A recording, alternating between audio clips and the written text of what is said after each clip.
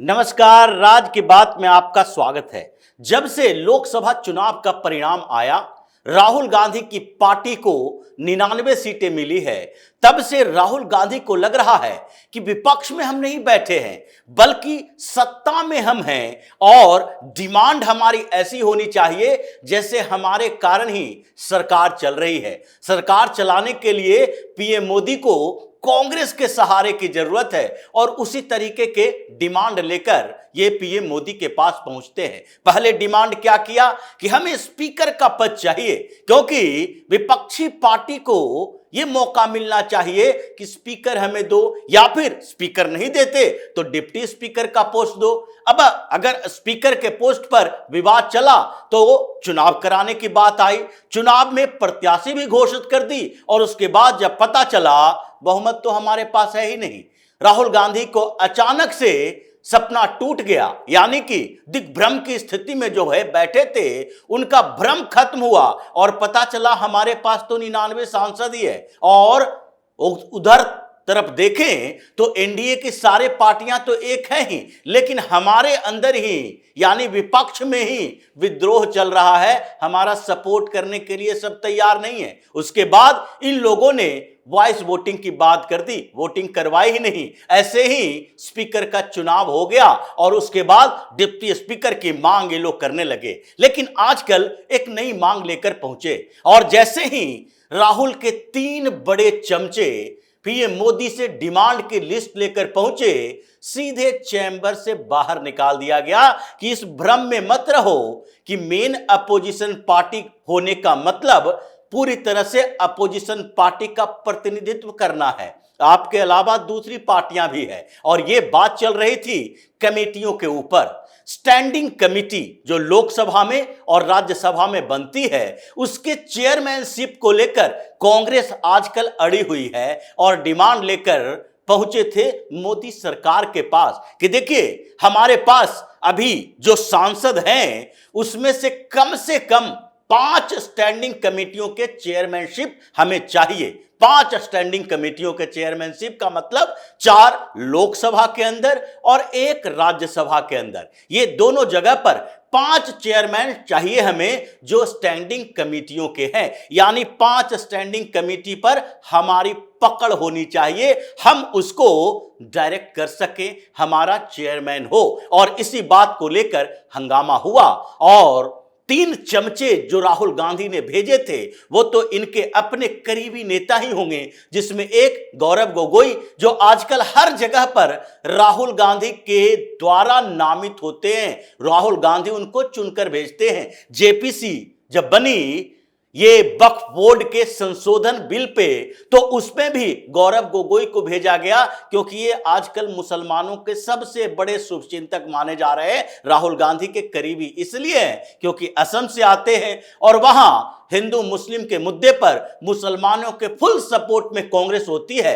और मुसलमानों ने भी सोच लिया है कि वहां पर किसी रीजनल पार्टी को सपोर्ट नहीं करेंगे, बल्कि जैसे रीजनल पार्टीज में सपा को उत्तर प्रदेश में, ममता बनर्जी को पश्चिम बंगाल में सपोर्ट करते हैं, दिल्ली में केजरीवाल को सपोर्ट करते हैं, वैसे सपोर्ट हम वहां के रीजनल पार्टी को नहीं करेंगे, पूरी तरीके से कांग्रेस को करेंगे। और इसलिए राहुल गांधी को लगता है चलो कुछ स्टेट तो हैं जहां मुसलमान हमारे पीछे पीछे चल रहे हैं, रीजनल पार्टी के पास नहीं है, इसलिए गौरव गोगोई को भी हर जगह पर भेजा जा रहा है। दूसरे जयराम रमेश जो आजकल राहुल गांधी के इर्द गिर्द बैठे रहते हैं और उलूल जुलूल बातें करते हैं। उलूल जुलूल बातें इसलिए कह रहे हैं क्योंकि पीएम मोदी के खिलाफ जहर उगलने में आज अगर कांग्रेस के अंदर कंपटीशन है तो सबसे ऊपर में जयराम रमेश है, क्योंकि उन्होंने जैसी बातें की है प्रधानमंत्री को लेकर, वैसी बातें कोई सामान्य नेता भी नहीं कर सकता है। ये तो अपने आप को बड़े नेता, पूर्व मंत्री कहते हैं और इसलिए जयराम रमेश को भी इस टीम में शामिल किया गया।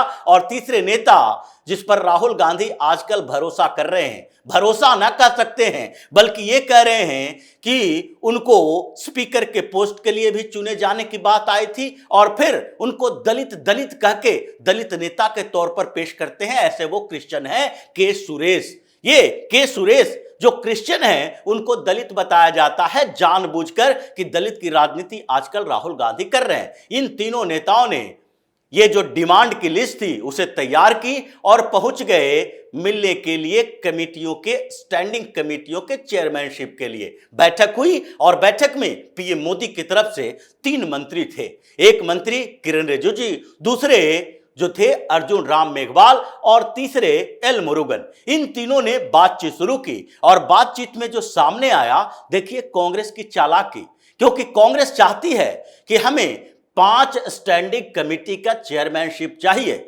लेकिन यह नहीं कहती है कि जो विपक्ष के सारे विपक्ष मिला के 6 स्टैंडिंग कमेटी के चेयरमैनशिप के लिए इनका अधिकार बनता है, जो अभी लोकसभा में या राज्यसभा में इनकी स्थिति है।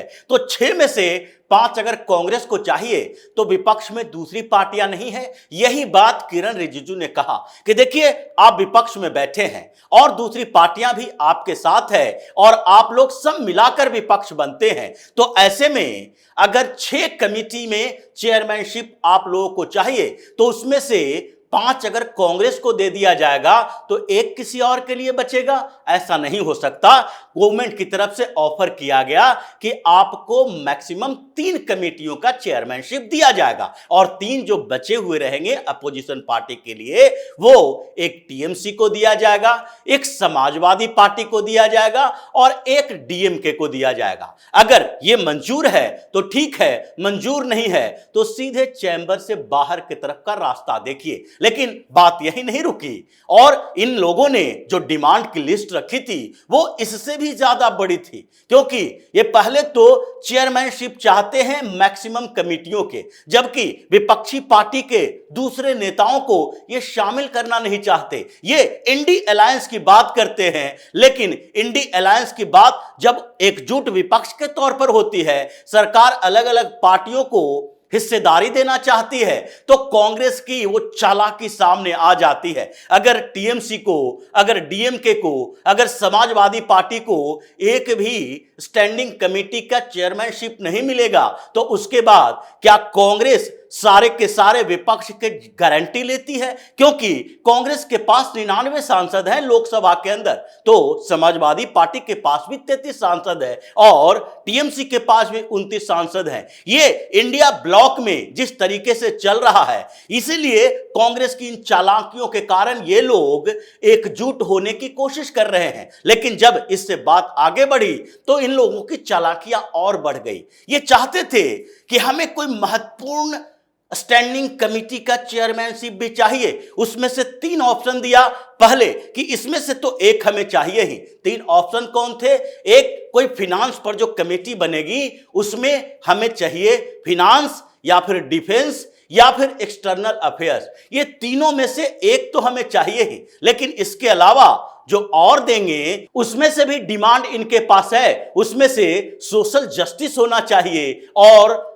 उसके अलावा हमें एग्रीकल्चर एंड एनिमल हस्बेंड्री होना चाहिए और फिर फूड प्रोसेसिंग होना चाहिए। जब ये लिस्ट देखी तो सीधे तौर पर ना कह दिया गया कि ये डिमांड जो आपका है नाजायज है, गलत है। ये सरकार की तरफ से जो आपको दिया जा रहा है, पेश किया जा रहा है, उसमें से आप चुनो। सरकार की तरफ से विकल्प आपके पास है। उसमें से रूरल डेवलपमेंट में आप चेयरमैनशिप ले सकते हैं, उसकी जो स्टैंडिंग कमेटी बनी है, या फिर पंचायती राज में ले सकते हैं। ये जो आपके पास विकल्प है उसमें से दिया जा रहा है कि आप टेक्सटाइल या फिर स्किल डेवलपमेंट पर ले सकते हैं। इन सारे जो स्टैंडिंग कमेटी है उसमें आपको भूमिका दी जा सकती है, चेयरमैनशिप दी जा सकती है। आप अपने डिमांड के अनुसार कहेंगे कि नहीं नहीं, मुझे सोशल जस्टिस ही चाहिए, मुझे और कुछ नहीं चाहिए, फूड प्रोसेसिंग ही चाहिए, मुझे फिनांस चाहिए, मुझे डिफेंस चाहिए। यह डिमांड नहीं मानी जा सकती है,